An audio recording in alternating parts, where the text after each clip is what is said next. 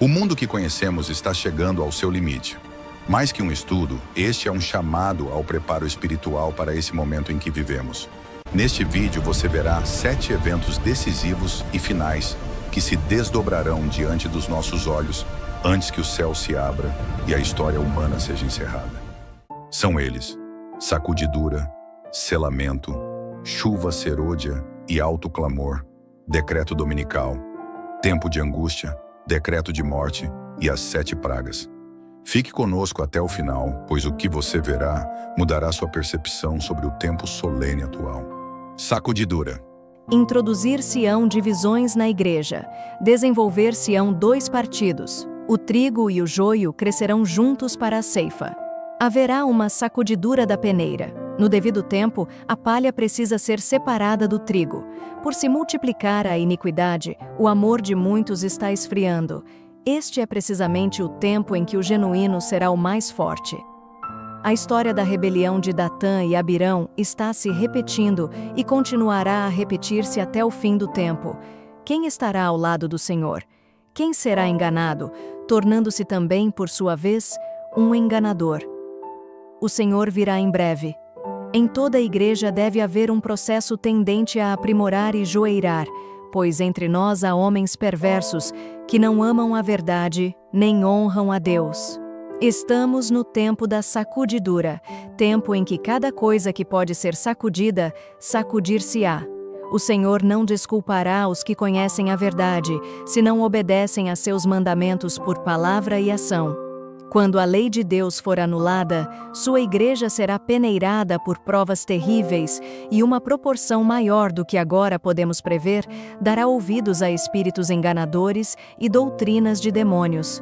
Perguntei qual o sentido da sacudidura que eu acabava de presenciar, e foi-me mostrado que fora causada pelo positivo testemunho, motivado pelo conselho da testemunha fiel aos laodiceanos.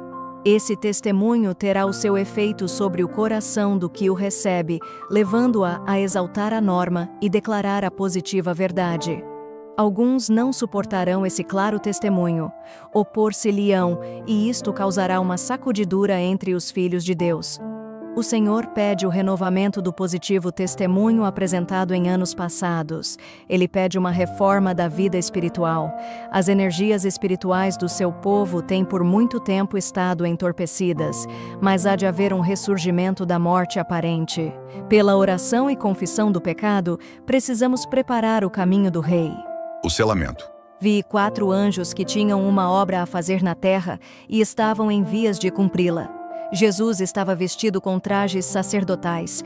Ele olhou compassivamente para os remanescentes, levantou então as mãos e, com voz de profunda compaixão, exclamou: "Meu sangue, Pai, meu sangue, meu sangue!" Vi então que de Deus que estava sentado sobre o grande trono branco, saía uma luz extraordinariamente brilhante e derramava-se em redor de Jesus. Vi a seguir um anjo com uma missão da parte de Jesus, voando celeremente aos 4 anjos que tinham a obra a fazer na terra, agitando para cima e para baixo alguma coisa que tinha na mão, e clamando com grande voz: "Segurai, segurai, segurai, até que os servos de Deus sejam selados na fronte." Perguntei ao meu anjo assistente o sentido do que eu ouvia, e que iriam fazer os 4 anjos. Ele me disse que era Deus quem restringia os poderes e incumbira os seus anjos de tudo quanto se relacionava com a terra, que os 4 anjos tinham poder da parte de Deus para reter os 4 ventos e que estavam já prestes a soltá-los. Mas enquanto se lhes afrouxavam as mãos e os 4 ventos estavam para soprar, os olhos misericordiosos de Jesus contemplaram os remanescentes que não estavam selados e, erguendo as mãos ao Pai, alegou que havia derramado seu sangue por eles. Então outro anjo recebeu ordem para voar velozmente aos outros 4 e mandar-lhes reter os ventos até que os servos de Deus fossem selados na fronte com o selo do Deus vivo. Dentro em pouco será colocado o selo de Deus em cada um de seus filhos. Oxalá ele seja colocado em nossas frontes. Quem pode suportar o pensamento de ser passado por alto quando o anjo se puser a selar os servos de Deus em suas frontes? O selo do Deus vivo só será colocado sobre os que possuem uma semelhança com Cristo no caráter. Como a cera recebe a impressão do sinete, assim deve a alma receber a impressão do Espírito de Deus e reter a imagem de Cristo. Muitos não receberão o selo de Deus porque não guardam os seus mandamentos nem produzem os frutos da justiça. Nenhum de nós jamais receberá o selo de Deus enquanto o caráter tiver uma nódoa ou mácula sequer.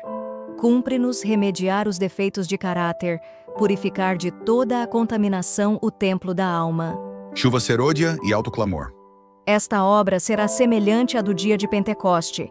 Assim como a chuva temporã foi dada no derramamento do Espírito Santo no início do Evangelho para efetuar a germinação da preciosa semente, a chuva serôdia será dada em seu final para o amadurecimento da seara. Conheçamos e prossigamos em conhecer o Senhor, como a alva será a sua saída, e ele a nós virá como a chuva serôdia que rega a terra. E vós, filhos de Sião, regozijai-vos e alegrai-vos no Senhor vosso Deus, porque Ele vos dará ensinador de justiça, e fará descer a chuva, a temporã e a serôdia. E nos últimos dias acontecerá, diz Deus, que do meu Espírito derramarei sobre toda a carne, e acontecerá que todo aquele que invocar o nome do Senhor será salvo. A grande obra do Evangelho não deverá encerrar-se com menor manifestação do poder de Deus do que a que assinalou o seu início. As profecias que se cumpriram no derramamento da chuva temporã no início do Evangelho devem novamente cumprir-se na chuva serôdia no final do mesmo. Eis aí os tempos do refrigério que o apóstolo Pedro esperava quando disse: Arrependei-vos, pois, e convertei-vos, para que sejam apagados os vossos pecados, e venham assim os tempos do refrigério pela presença do Senhor, e envie Ele a Jesus Cristo. Servos de Deus, com o rosto iluminado e a resplandecer de santa consagração, apressar-se-ão de um lugar para outro para proclamar a mensagem do céu. Por milhares de vozes em toda a extensão da terra será dada a advertência. Operar-se-ão prodígios, os doentes serão curados, e sinais e maravilhas seguirão aos crentes. Satanás também opera com prodígios de mentira, fazendo mesmo descer fogo do céu à vista dos homens. Assim os habitantes da terra serão levados a decidir-se. A mensagem há de ser levada não tanto por argumentos como pela convicção profunda do Espírito de Deus. Os argumentos foram apresentados. A semente foi semeada e agora brotará e frutificará. As publicações distribuídas pelos missionários têm exercido sua influência. Todavia, muitos que ficaram impressionados foram impedidos de compreender completamente a verdade ou de lhe prestar obediência. Agora os raios de luz penetram por toda parte, a verdade é vista em sua clareza, e os leais filhos de Deus cortam os liames que os têm retido. Laços de família, relações na igreja, são impotentes para os deter agora. A verdade é mais preciosa do que tudo mais. Apesar das forças arregimentadas contra a verdade, grande número se coloca ao lado do Senhor. A mensagem do terceiro anjo está se avolumando num alto clamor, e não deveis sentir-vos na liberdade de negligenciar o dever presente e ainda entreter a ideia de que em algum tempo futuro sereis recipientes de grande bênção, quando, sem nenhum esforço de vossa parte, tiver lugar maravilhoso reavivamento. Hoje deveis entregar-vos a Deus, para que Ele vos torne vasos para a honra e aptos para seu serviço. Hoje deveis entregar-vos a Deus para que sejais esvaziados do próprio eu, esvaziados de inveja, ciúmes, ruins suspeitas, pelejas, tudo quanto seja desonroso para Ele. Hoje deveis ter purificado o vosso vaso, a fim de estar prontos para o orvalho celeste, prontos para os aguaceiros da chuva seródia, pois a chuva seródia virá, e a bênção de Deus encherá toda a alma que estiver purificada de toda contaminação. É nossa obra hoje entregar nossa alma a Cristo, para estarmos preparados para o tempo de refrigério pela presença do Senhor, preparados para o batismo do Espírito Santo. O amor a Cristo e uns aos outros precede o alto clamor. O amor a Cristo o amor aos nossos irmãos, testificarão perante o mundo de que estivemos com Jesus e de que aprendemos com ele. Então, a mensagem do terceiro anjo chegará a ser um alto clamor, e toda a terra será iluminada com a glória do Senhor. A chuva serôdia acompanha o alto clamor. Quando os membros do corpo de Cristo se aproximarem do tempo do seu último conflito, o tempo de angústia de Jacó, crescerão em Cristo e partilharão grandemente do seu espírito. À medida que a terceira mensagem se avoluma e se torna num alto clamor, e que a obra final é acompanhada de grande poder e glória, o fiel povo de Deus participa dessa glória. É a chuva serôdia que o vivifica e fortalece para passar pelo tempo de angústia. O seu rosto brilhará com a glória da luz que acompanha o terceiro anjo. O decreto dominical. Por muitos anos temos esperado que seja promulgada uma lei dominical em nosso país. E agora que o movimento está precisamente diante de nós, perguntamos: o que nosso povo pretende fazer neste sentido? Devemos buscar especialmente a Deus, pedindo que agora seja concedido graça e poder a seu povo. Deus vive, e não cremos que chegou plenamente o tempo em que Ele queira que nossas liberdades sejam restringidas.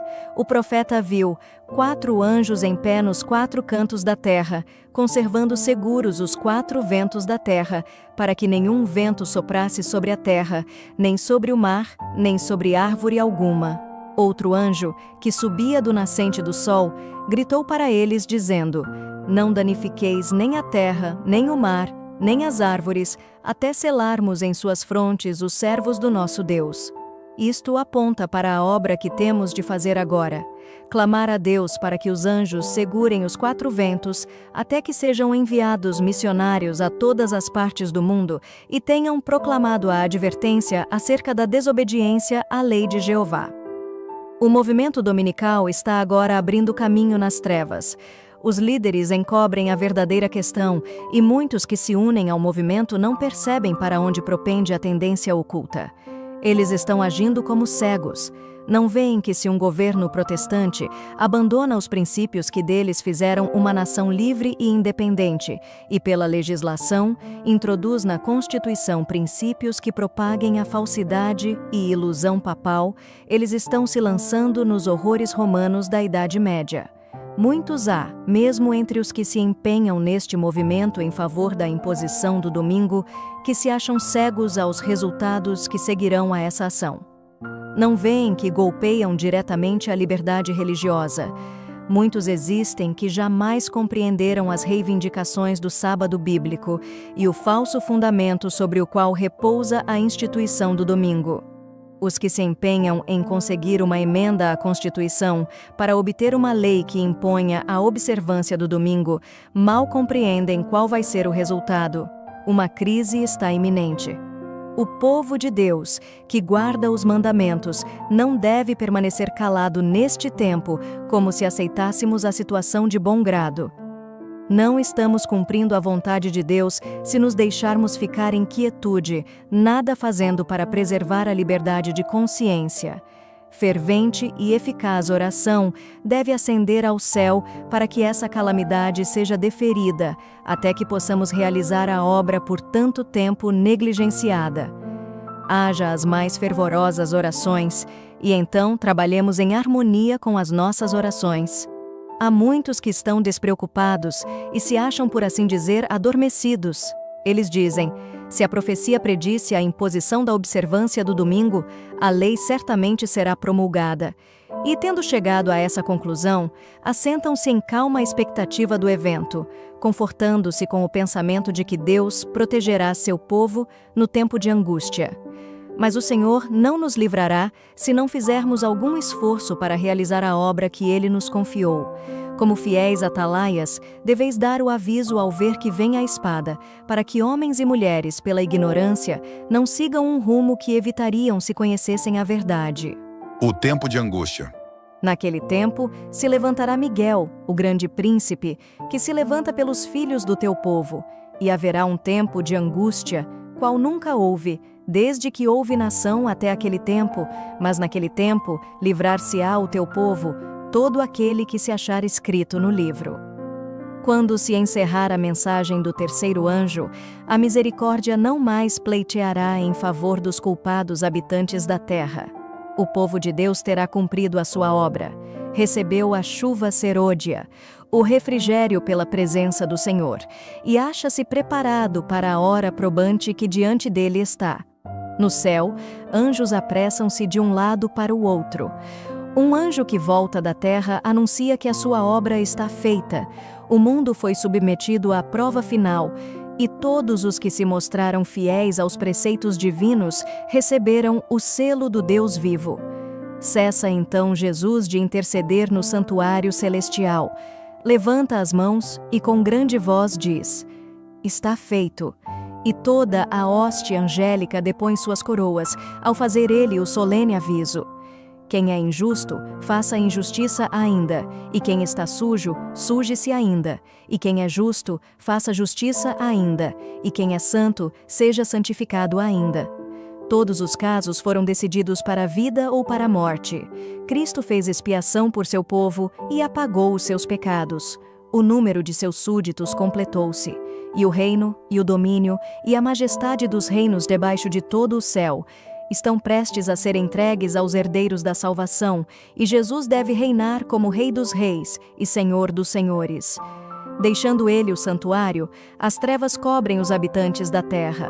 Naquele tempo terrível, os justos devem viver à vista de um Deus santo, sem intercessor. Removeu-se a restrição que estivera sobre os ímpios, e Satanás tem domínio completo sobre os que finalmente se encontram impenitentes. Terminou a longanimidade de Deus. O mundo rejeitou a sua misericórdia, desprezou-lhe o amor, pisando sua lei. Os ímpios passaram os limites de seu tempo de graça. O Espírito de Deus, persistentemente resistido, foi, por fim, retirado.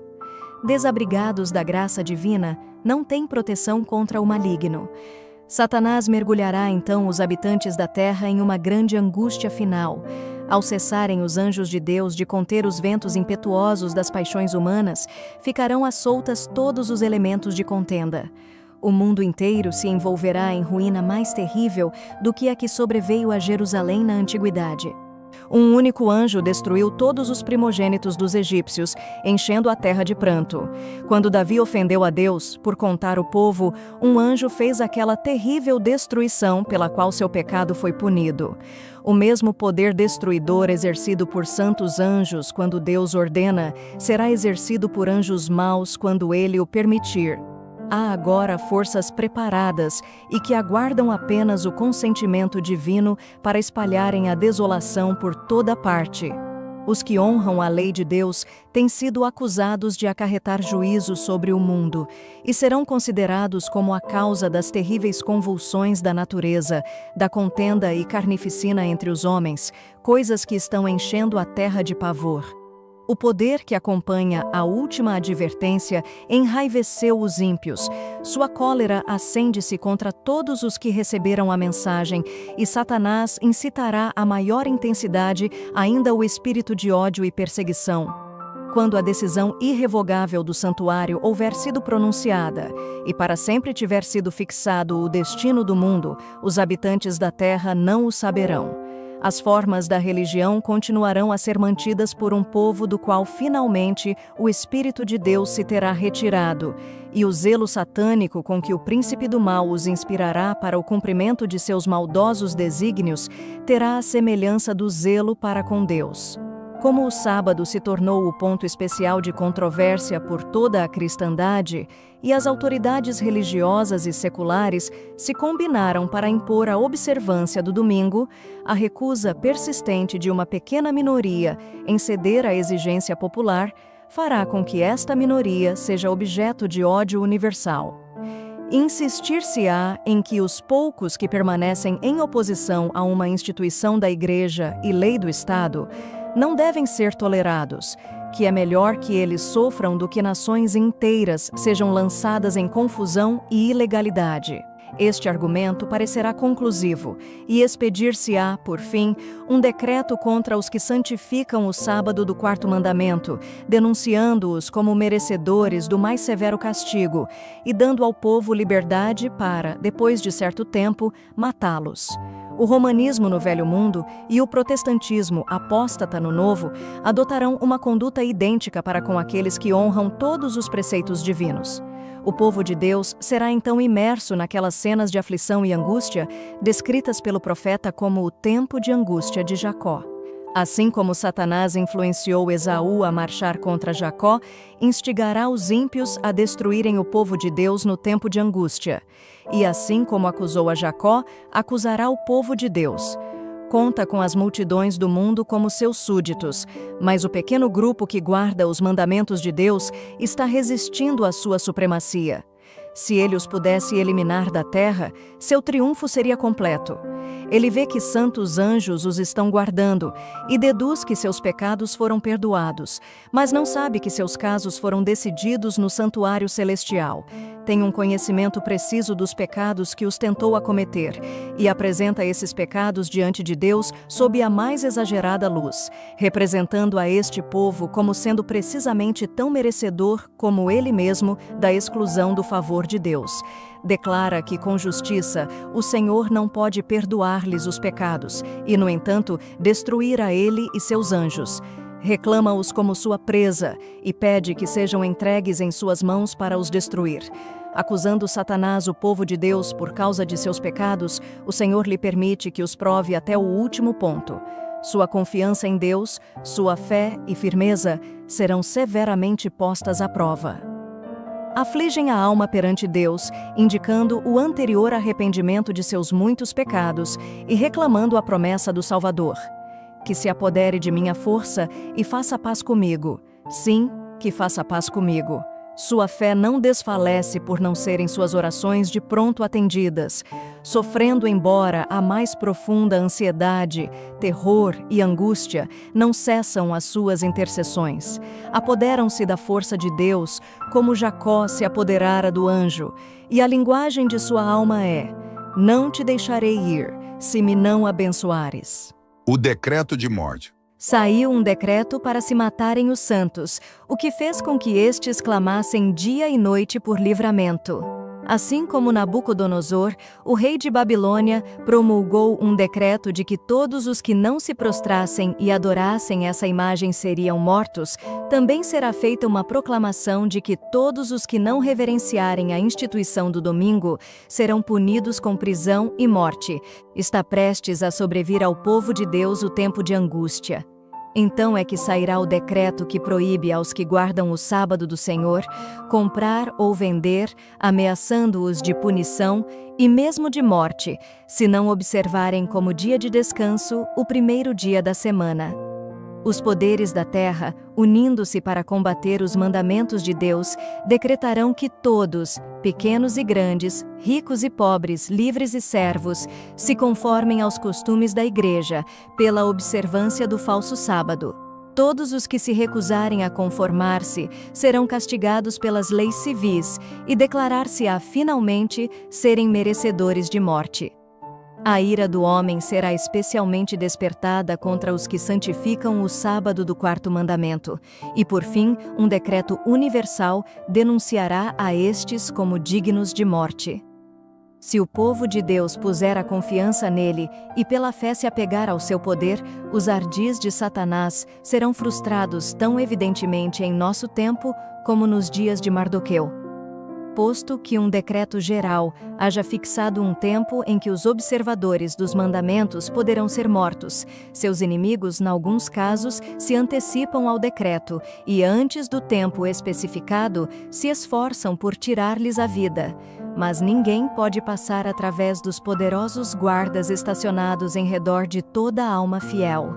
Alguns são assaltados ao fugirem das cidades e vilas, mas as espadas contra eles levantadas se quebram e caem tão impotentes como a palha. Outros são defendidos por anjos, sob a forma de guerreiros. As 7 pragas.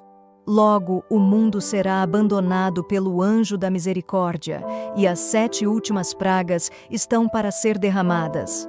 Os raios da ira de Deus estão prestes a cair, e quando ele começar a punir os transgressores, não haverá um período de pausa até ao fim. Aquele que tem sido nosso intercessor, que ouve todas as orações e confissões dos penitentes, em breve cessará sua obra no santuário celestial. A graça e a misericórdia descerão então do trono, e a justiça tomará o seu lugar. Aquele a quem seu povo tem esperado assumirá a função a que tem direito, a de juiz supremo. Em toda a Bíblia, Deus é apresentado não somente como um ser de misericórdia e benignidade, mas também como um Deus de rigorosa e imparcial justiça. Quando Cristo cessar de interceder no santuário, será derramada a ira que, sem mistura, se ameaçara fazer cair sobre os que adoram a besta e sua imagem, e recebem o seu sinal. As pragas que sobrevieram ao Egito quando Deus estava prestes a libertar Israel eram de caráter semelhante aos juízos mais terríveis e extensos que devem cair sobre o mundo precisamente antes do libertamento final do povo de Deus. Diz o autor do Apocalipse, descrevendo esses tremendos flagelos: fez-se uma chaga má e maligna nos homens que tinham o sinal da besta e que adoravam a sua imagem. O mar se tornou em sangue como de um morto, e morreu no mar toda a alma vivente. As pragas estavam caindo sobre os habitantes da terra. Alguns estavam acusando a Deus e amaldiçoando-o. Outros se precipitavam para o povo de Deus e pediam que lhes ensinassem como poderiam escapar dos seus juízos. Mas os santos nada tinham para eles. A última lágrima pelos pecadores tinha sido derramada. Oferecida havia sido a última oração aflita, arrostado o último peso de cuidados pelos pecadores e dada a última advertência. Vi que os 4 anjos segurariam os 4 ventos até que a obra de Jesus estivesse terminada no santuário, e então viriam as 7 últimas pragas. Estas pragas enfureceram os ímpios contra os justos, pois pensavam que nós havíamos trazido os juízos divinos sobre eles, e que se pudessem livrar a terra de nós, as pragas cessariam. É à meia-noite que Deus manifesta o seu poder para o livramento de seu povo. O sol aparece resplandecendo em sua força. Sinais e maravilhas se seguem em rápida sucessão. Os ímpios contemplam a cena com terror e espanto, enquanto os justos veem com solene alegria os sinais de seu livramento.